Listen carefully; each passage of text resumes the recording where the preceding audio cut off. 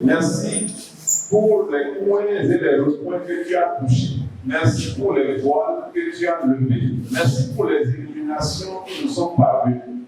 Merci pour les moments de aha. Merci Seigneur pour les moments d'étonnement. Merci aussi pour ces instances-là où nous avons pris la décision de lire davantage. Le séminaire international de libération holistique s'achève ce vendredi au Centre chrétien d'accueil et de formation CECAF de Porto-Novo. Et pendant 5 jours, des participants venus de divers horizons ont pris part à des enseignements, des temps de prière et de restauration spirituelle autour de la guérison et de la mission chrétienne. À l'heure du bilan, plusieurs participants témoignent d'une expérience enrichissante et transformatrice. Écoutons leur réaction. Par rapport à ces enseignements, je bénis Dieu pour les organisateurs. Ce sont des enseignements révolutionnaires. Ce sont des enseignements qui nous amènent à comprendre la Bible dans son originalité, à comprendre les messages de Jésus. Ce sont des enseignements aussi qui nous amènent à parfaire ce que nous faisions déjà dans le ministère. Par exemple, ce soir, on a parlé sur la délivrance et nous avons droit à des explications qui nous amènent à voir la délivrance sous plusieurs angles.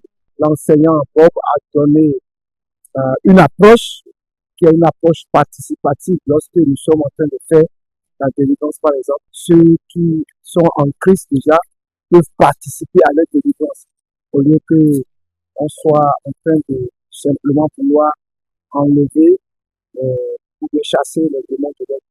Je pense que c'est une approche très, très intéressante.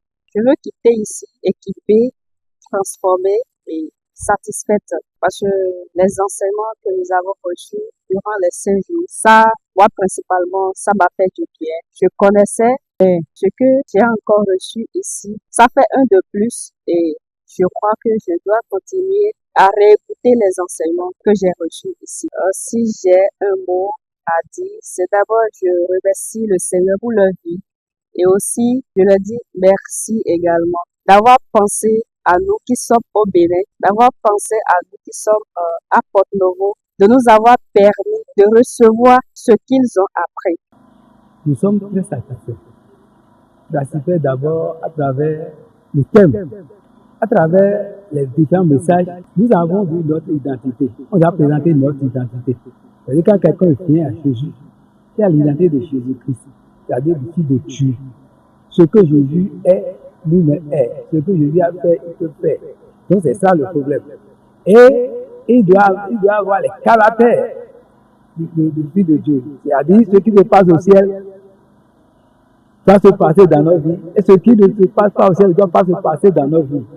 J'ai aimé ça. Et aussi, ce que j'ai aimé le plus souvent, sinon, dans la totalité, c'est la méthode d'enseignement, surtout la méthode théâtrale. Cette méthode théâtrale nous permet de rendre plus concret les enseignements. C'est un enseignement qui nous amène dans la profondeur de l'évangile. Donc, on nous a amené en profondeur dans les explications. C'est ce que j'ai noté. Là, nous devons répercuter cet enseignement dans notre église d'abord et avec les autres ministères. Nous devons publier ça, nous devons enseigner les autres, multiplier, comme on a dit dans Genèse, nous devons aller multiplier cela. On nous a parlé de beaucoup de choses liées à la foi chrétienne. On a parlé du militantisme social. Il faut militer pour les bonnes choses. Il faut défendre la parole de Dieu. Ainsi s'achève cette édition du séminaire international de libération holistique, étape de Porto-Novo. Les participants repartent avec de nouveaux enseignements et un engagement renouvelé pour leur vie de foi et leur mission au sein de leur communauté.